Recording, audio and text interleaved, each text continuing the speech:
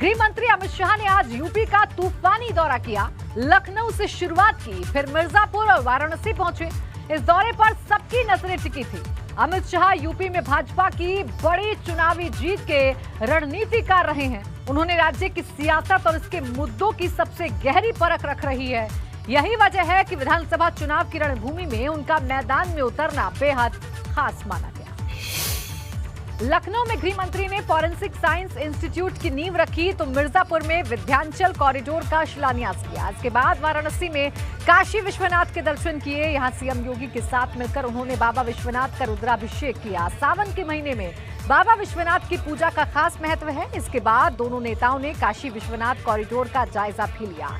इस पूरे दौरे में 2 जगहों पर अमित शाह और सीएम योगी ने सभा को संबोधित किया। लखनऊ और मिर्जापुर में अमित शाह विरोधियों पर जमकर बरसे तो सीएम योगी की खूब तारीफ की। वहीं सीएम योगी ने कहा कि जब नेतृत्व निस्वार्थ होता है तो फिर जनता की उम्मीदें जरूर पूरी होती हैं। आज इस दौरे की हर खास बात आपको बताएंगे। बने रहिए हमारे साथ और देखते रहिए 2022 का विजय कॉरिडोर।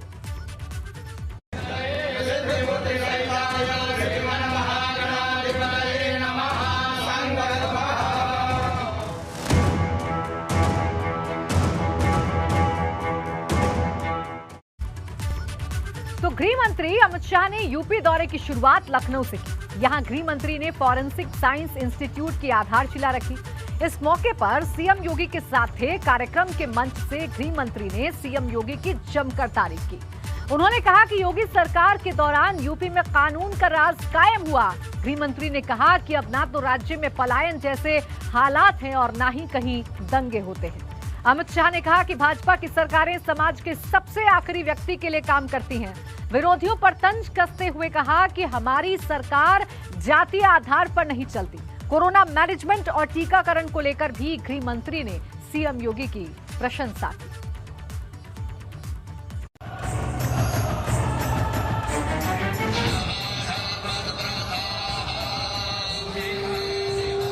लखनऊ में भाजपा के मिशन 2022 का ये सबसे दमदार शंखनाद है।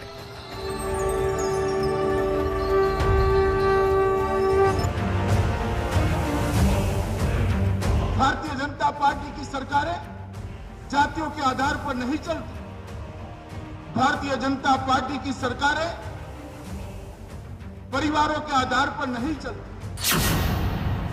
विरोधियों के लिए सीधी ललकार, गिन गिन कर प्रहार और विकास के मुद्दे पर आर पार की चुनौती। गृह मंत्री अमित शाह का ये अंदाज बताने को काफी है कि भाजपा चुनावी जंग में विरोधियों के खिलाफ किस कदर आक्रामक है। विरोधियों पर निशाना साधते हुए इसी मंच से अमित शाह ने साफ तौर पर कहा कि विरोधी अपनी हार को अभी से स्वीकार कर लें और ऐलान किया कि उत्तर प्रदेश में 2022 के विधानसभा चुनाव में जनता एक बार फिर बीजेपी को ही प्रचंड बहुमत दिलाने वाली है। चुनाव आने के बाद एक्टिव होने वाले राजनीतिक नेताओं की संख्या सबसे ज्यादा उत्तर प्रदेश में।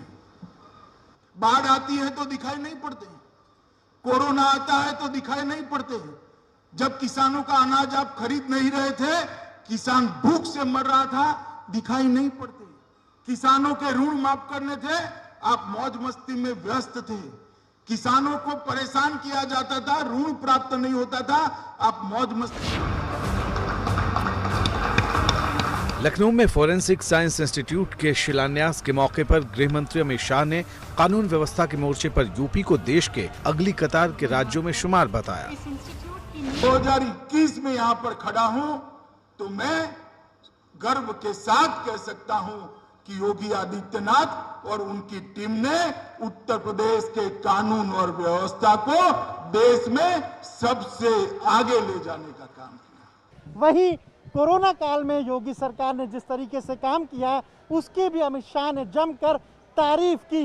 22 करोड़ की आबादी, शायद पूरे यूरोप से ज्यादा आबादी अपने उत्तर प्रदेश के अंदर है और इसके अंदर बारिश में परंपरा से मिली लचर स्वास्थ्य सुविधाएं उसको चुस्त करना, दुरुस्त करना, और लोगों की सुरक्षा करना। आज वैक्सीनेशन में भी उत्तर प्रदेश देश में सबसे पहले। केंद्रीय गृह मंत्री अमित शाह ने बार बार सीएम योगी की जमकर तारीफ की। उन्होंने कहा कि यूपी में अब कानून का राज स्थापित है और न तो कहीं पलायन होता है और न ही दंगे होते हैं। चाहे पश्चिम के अंदर भय से मारे लोग क्षेत्र छोड़कर जा रहे हो, चाहे महिलाएं अपने आप को असुरक्षित महसूस करती हो, चाहे भूमाफिया गरीबों की और सरकार की भूमि को अवैध रूप से अपने कब्जे में लेते हो। और आज जब मैं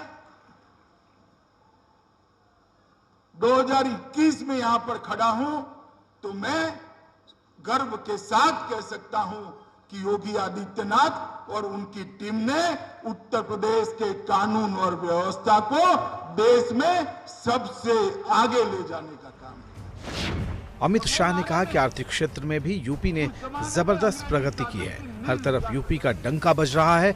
देश के विकास की 44 योजनाओं में आज यूपी सबसे आगे है।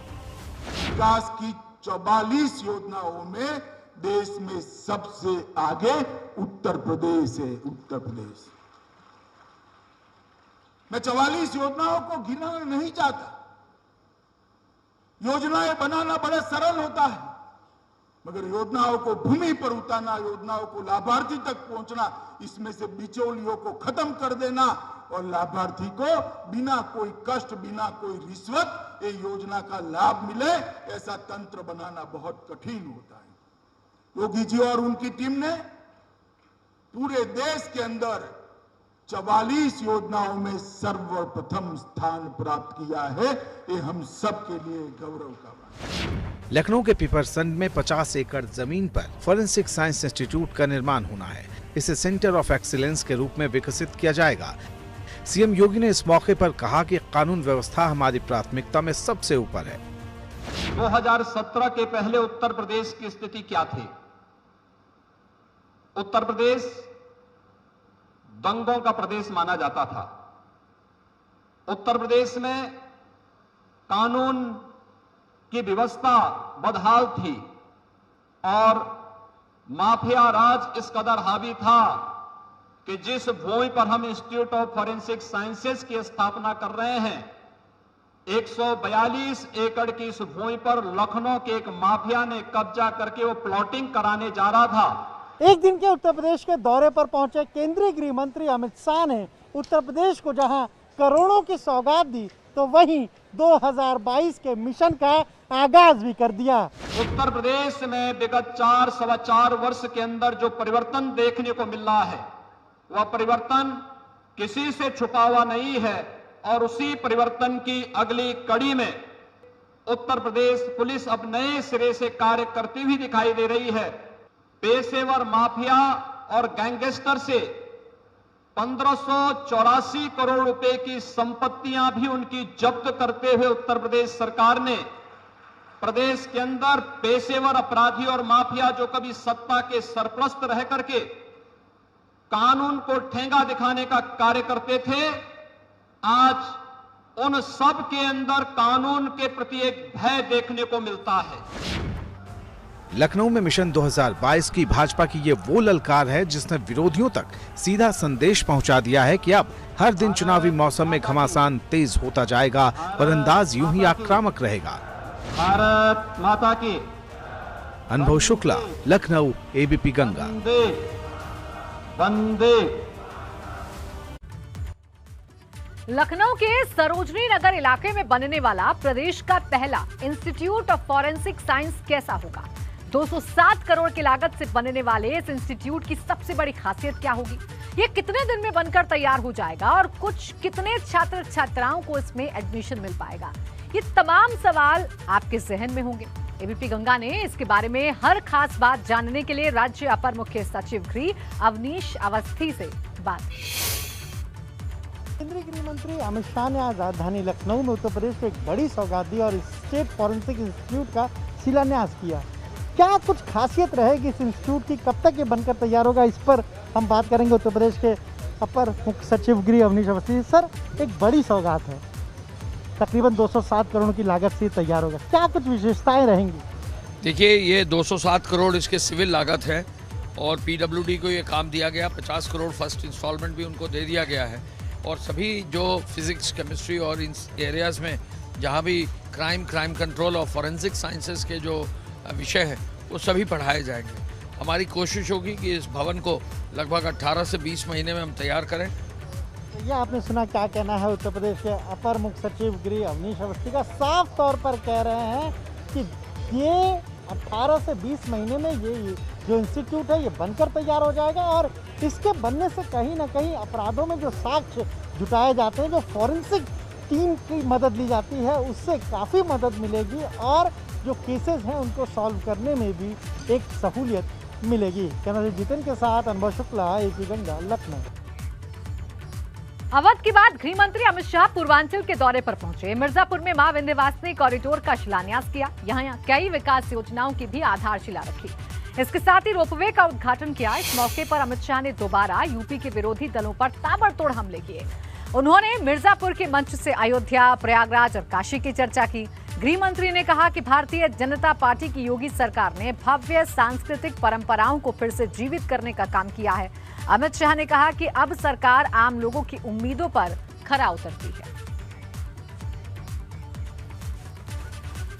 तो देखिए, आज गृह मंत्री अमित शाह यूपी के दौरे पर आए और यूपी का उनका ये 1 दिवसीय दौरा राजनीतिक मायनों के साथ काफी महत्वपूर्ण समझा जा रहा है, क्योंकि अमित शाह का ये दौरा न सिर्फ सांस्कृतिक टूरिज्म के लिहाज से काफी खास रहा, पारंपरिक टूरिज्म के लिहाज से, धार्मिक टूरिज्म के लिहाज से काफी खास रहा, बल्कि इसे कहीं ना कहीं 2022 का आगाज भी भाजपा की तरफ से किया गया है, ऐसा माना जा रहा है। चुनावी शंखनाद अमित शाह ने किया है, ये समझा जा रहा है, क्योंकि इस दौरान जमकर विरोधियों पर बरसे अमित शाह और प्रदेश की योगी सरकार की जमकर तारीफ गृह मंत्री अमित शाह की तरफ से की गई। इसके अलावा मिर्जापुर पहुंचे, मां विंध्यवासिनी के दरबार में पूजा अर्चना की। इसके बाद काशी पहुंचे और बाबा विश्वनाथ के दरबार में मत्था टेका। विश्वनाथ कॉरिडोर में जो काम चल रहा है उसका निरीक्षण भी गृह मंत्री ने किया। इसके साथ ही साथ विंध्य कॉरिडोर का भी गृह मंत्री अमित शाह ने शिलान्यास किया। तो आज दिन भर गृह मंत्री अमित शाह यूपी में मौजूद रहे। सबसे पहले लखनऊ पहुंचे, फॉरेंसिक इंस्टीट्यूट का वहां पर शिलान्यास किया गया। इसके बाद मिर्जापुर पहुंचे, मिर्जापुर में मां विंध्यवासिनी के दरबार में मत्था टेका। विंध्य कॉरिडोर का यहां पर शिलान्यास गृह मंत्री की तरफ से किया गया और फिर उसके बाद वाराणसी पहुंचकर अपने दौरे की समाप्ति की गृह मंत्री अमित शाह ने, और इस दौरान उनके साथ सीएम योगी भी मौजूद रहे। हालांकि इस दौरे की अगर बात कर लें तो उसके राजनीतिक मायने निकाले जा रहे हैं और इसे चुनावी शंखनाद के तौर पर देखा जा रहा है।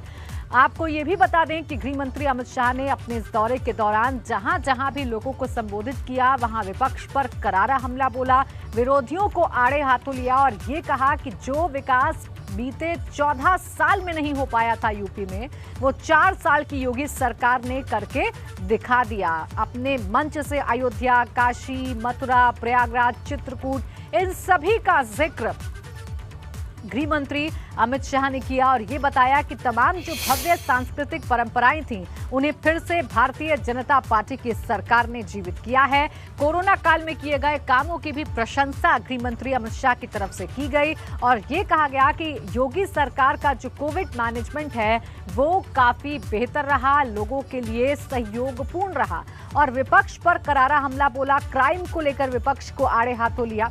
साथ ही साथ मुख्यमंत्री योगी आदित्यनाथ ने भी बिना नाम लिए विरोधियों पर निशाना जरूर साधा। तो ताबड़तोड़ हमला बोलकर गृह मंत्री अमित शाह ने चुनावी शंखनाद कर दिया 2022 का। विंध्याचल कॉरिडोर को भव्य बनाने के लिए अब तैयारियां तेज हो जाएंगी। हमारे संवाददाता नीतीश कुमार ने इस कॉरिडोर के पूरे प्लान का जायजा लिया। देखिए ग्राउंड रिपोर्ट।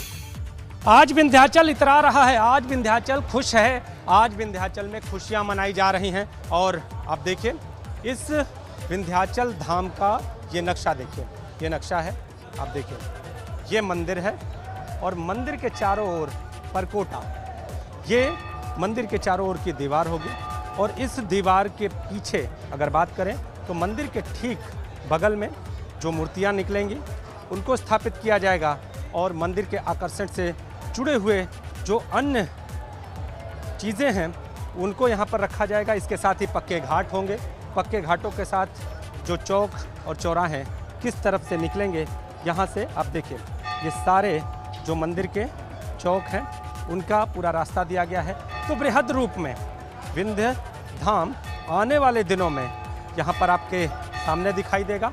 ये नक्शा हम आपको दिखा रहे हैं कि जो विंध्य धाम कॉरिडोर का नक्शा है।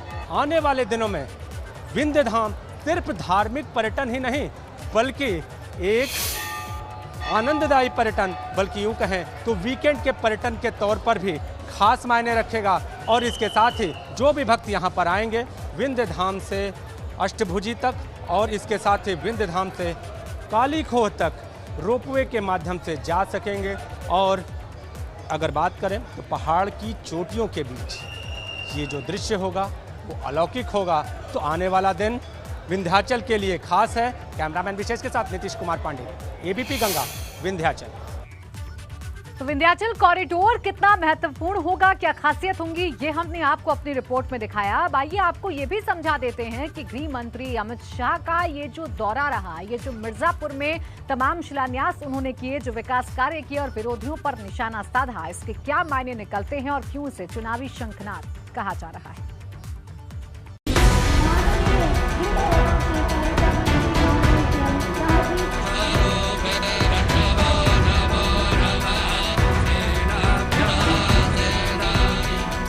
पूर्वांचल वालों की आवाज को क्या हो रहा है? दिल्ली में मोदी जी तक आवाज जानी चाहिए कि मिर्जापुर में भाजपा वाले इकट्ठा हो गए। मेरे साथ दोनों हाथ उठाइए और प्रचंड आवाज से बोलिए, भारत माता की, भारत माता की। मिर्जापुर में भव्य मां विंध्यवासिनी कॉरिडोर की नींव रखने के साथ ही पूर्वांचल में गृह मंत्री अमित शाह और सीएम योगी आदित्यनाथ ने चुनाव अभियान की मजबूत शुरुआत कर दी। अमित शाह ने कहा कि विंध्याचल के पूरे इलाके के विकास और यहाँ के मां विंध्यवासिनी तीर्थ क्षेत्र में आने वाले लोगों को भविष्य में कोई दिक्कत नहीं होगी। भव्य कॉरिडोर के जरिए उनकी सालों पुरानी उम्मीदें पूरी होंगी। महिमा के हिसाब नया बन रहा है। किसी को मां गंगा का जल लेकर बाबा का अभिषेक करना है तो घूम कर जाने की जरूरत नहीं पड़ेगी। इसी प्रकार का निर्माण की शुरुआत। गृह मंत्री अमित शाह ने मंच से काशी, मथुरा और प्रयाग का खास तौर पर जिक्र किया। शाह ने कहा कि योगी सरकार ने उन तमाम सांस्कृतिक परंपराओं को फिर से जिंदा किया जिस पर पहले की सरकार कोई ध्यान नहीं देती थी। का विकास हो, चित्रकूट धाम हो या अयोध्या में भव्य दीपोत्सव महोत्सव, हर परंपरा को भारतीय जनता पार्टी की योगी सरकार ने पुनर्जीवित कर लोगों की बरसों जूनी इच्छा की प्रतिपूर्ति। गृह मंत्री ने कहा कि उत्तर प्रदेश में आना जाना बीच में कम हुआ, लेकिन जब भी आता हूं तो लगता है कि जैसे अपने घर में आया हूं। अमित शाह ने कहा कि यूपी के चप्पे चप्पे पर मैं घूम चुका हूं, ये मेरे लिए घर के जैसा है। उत्तर प्रदेश के चप्पे चप्पे पर घूमने का सौभाग्य मां विंध्यवासिनी ने मुझे दिया।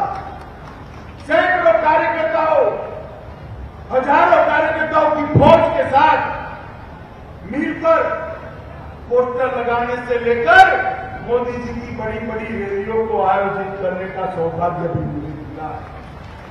अभी तो ये यही उत्तर प्रदेश है जिसको यश जाता है 2014 में पूर्ण बहुमत की पहली भारतीय जनता पार्टी की सरकार बनी।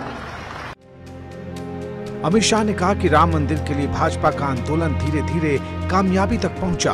अब मंदिर निर्माण की अयोध्या में शुरुआत हो चुकी है।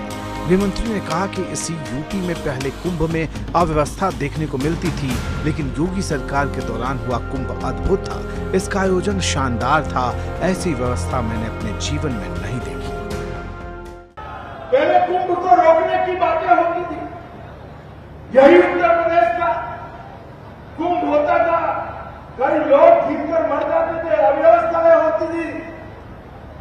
मोदी जी की सरकार बनी। मैं मेरे जीवन काल में गत कुंभ के अलावे सब कुंभ में गया, जब से समझ आया सब कुंभ में गया हूं। प्रयागराज के कुंभ जैसी व्यवस्था मैंने मेरे जीवन में नहीं देखी। अमित शाह ने इस मौके पर काशी के खास तौर पर चर्चा की। उन्होंने कहा कि पहले काशी आने पर मन दुखी हो जाता था, लेकिन अब जीते जी यहाँ भव्य कॉरिडोर बन रहा है। अब किसी को गंगा जल लेकर बाबा पर अभिषेक के लिए घूमकर जाने की जरूरत नहीं। बहुत छोटा था तो दादा जी काशी विश्वनाथ के दर्शन करने आए थे, लेकर आए थे, समझ भी नहीं थी मैं कहाँ आया। बड़ा हुआ फिर भी आता रहा। उत्तर प्रदेश का प्रभारी बनाने को अनेक बार आया, मन उदास हो जाता था बाबा का दरबार। मगर मैं आपको कहता हूं कि हमारे जीते जी बाबा का भव्य दरबार देखने का सौभाग्य हम सबको मिले। सीएम योगी आदित्यनाथ ने इस मौके पर कहा कि 5 अगस्त आने वाला है और 5 अगस्त बड़े फैसलों के लिए जाना जाता है। सीएम ने कहा कि 5 अगस्त को यूपी में एक दिन में 1 करोड़ लोगों को अन्न वितरण का काम शुरू होगा। उन्होंने कहा कि जो काम कभी बहुत कठिन लगा करता था वो अब एक एक कर पूरा होता जा रहा है। सब जानते हैं अभी 5 अगस्त को एक भव्य कार्यक्रम होगा जब आदरणीय प्रधानमंत्री जी के द्वारा एक दिन में 1 करोड़ लोगों को अन्न वितरण के कार्यक्रम का शुभारंभ होगा। अन्न उत्सव का कार्यक्रम उत्तर प्रदेश के अंदर 5 अगस्त को होगा। 5 अगस्त की पवित्र तिथि हमारे लिए कई मायने रखती है। 5 अगस्त की तिथि सर्जिकल स्ट्राइक के लिए भी जानी जाती है। 5 अगस्त की तिथि कश्मीर के कलंक धारा 370 को समाप्त करने के लिए भी जानी जाती है। और 5 अगस्त की तिथि सैकड़ों वर्षों की गुलामी को पता बताते हुए अयोध्या में भगवान श्री राम के भव्य मंदिर के कार्यकाल में प्रधानमंत्री जी के करकमलों से शुभारंभ के लिए भी जाना जाता है। सीएम योगी ने कहा कि पूरे देश में पहले की सरकारों की वजह से आतंकवाद चुनौती बना, लेकिन कश्मीर से आतंकवाद को हमेशा के लिए नेस्तनाबूद करने का काम नरेंद्र मोदी सरकार ने किया। उन्होंने कहा कि निस्वार्थ नेतृत्व होने की वजह से ही ये मुमकिन हो पाया है। साथ सबका विकास और सबके विश्वास के भाव के साथ कार्य किया है। और जिस भाव के साथ आजादी के बाद पहली बार एक गृह मंत्री के रूप में देश की उन सभी ज्वलंत समस्याओं का समाधान, चाहे वह देश की आंतरिक सुरक्षा से जुड़ी हुए मुद्दे हों, देश की आस्था से जुड़े हुए मुद्दे हों, या फिर उन सभी मुद्दों को जिन्हें राजनीतिक स्वार्थों के लिए पिछली सरकारों ने इस देश के अंदर जबरन थोपा था, एक एक करके समाधान के निष्कर्ष तक पहुंचाने का कार्य हुआ है। सीएम योगी ने कहा कि अगर आज यूपी में अपराध और अपराध को लेकर जीरो टॉलरेंस की नीति है तो इसकी प्रेरणा पीएम मोदी और गृह मंत्री अमित शाह से ही मिली है। सीएम योगी ने कहा कि चित्रकूट से काशी, अयोध्या से प्रयाग और ब्रज क्षेत्र सहित तमाम तीर्थ स्थलों को संवारा जा रहा है और ये पर्यटन के बड़े केंद्र बन रहे हैं। आज अगर उत्तर प्रदेश अपने आप को सुरक्षा के एक माहौल में विकास की एक नई सोच के साथ आगे बढ़ रहा है, इसकी प्रेरणा आदरणीय प्रधानमंत्री जी की है, इसका मार्गदर्शन आदरणीय गृह मंत्री जी का है। मिर्जापुर के सभा से सीएम योगी और गृह मंत्री अमित शाह ने साफ कर दिया कि आने वाले दिनों में अयोध्या, काशी, प्रयाग से लेकर विंध्याचल और चित्रकूट के विकास को भाजपा बड़ा मुद्दा बनाने जा रही है। Bureau report, ABP Ganga.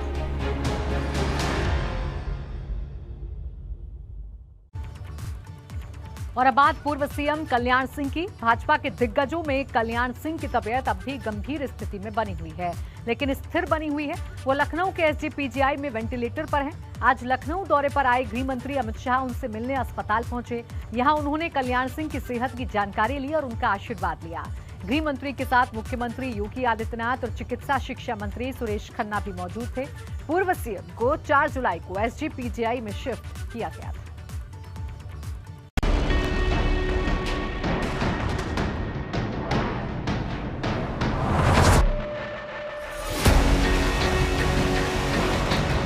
Lucknow के एसजीपीजीआई के क्रिटिकल केयर यूनिट में भर्ती कल्याण सिंह की सेहत फिलहाल स्थिर है। गृह मंत्री अमित शाह ने कल्याण सिंह की सेहत और इलाज के बारे में पूरी जानकारी ली। एसजीपीजीआई के निदेशक प्रोफेसर आर के धीमन के मुताबिक Kalyan Singh critical care medicine, nephrology, neurology, endocrinology और कार्डियोलॉजी विभाग के सीनियर डॉक्टरों की देखरेख में है। एसजीपीजीआई में कुल 12 डॉक्टरों की टीम कल्याण सिंह की सेहत की लगातार निगरानी कर रही है। गृह मंत्री अमित शाह ने संस्थान के निदेशक को कल्याण सिंह को हर मुमकिन चिकित्सा सुविधा देने का निर्देश दिया। साथ ही जरूरत के मुताबिक देश विदेश के मेडिकल एक्सपर्ट की सलाह लेने को भी कहा। गृह मंत्री यहां करीब 25 मिनट तक रुके। अमित शाह ने कल्याण सिंह की सेहत की जानकारी लेने के बाद ट्वीट किया, आज एसजीपीजीआई लखनऊ में जाकर हम सभी के प्रेरणा स्रोत आदरणीय श्री कल्याण सिंह का स्वास्थ्य जाना। बाबूजी का प्रदेश व देश की राजनीति में बहुत बड़ा योगदान है। विचारधारा के प्रति उनके समर्पण से हमें सदैव प्रेरणा मिलती है। ईश्वर से उनके शीघ्र ही स्वस्थ होने की कामना करता हूं। अमित शाह के साथ सीएम योगी और चिकित्सा शिक्षा मंत्री सुरेश खन्ना भी अस्पताल पहुंचे थे। सीएम योगी अब तक 6 बार एसजीपीजीआई पहुंचकर कल्याण सिंह की सेहत की जानकारी ले चुके हैं। कल्याण सिंह 21 जून से अस्पताल में है। शुरू में बीमार होने पर उन्हें लखनऊ के राम मनोहर लोहिया आयुर्विज्ञान संस्थान में दाखिल कराया गया था। तबीयत ज्यादा खराब होने के बाद पूर्व सीएम को 4 जुलाई को एसजीपीजीआई शिफ्ट किया गया था। यहाँ उन्हें क्रिटिकल केयर मेडिसिन के आईसीयू में भर्ती किया गया। Bureau report, ABP Ganga.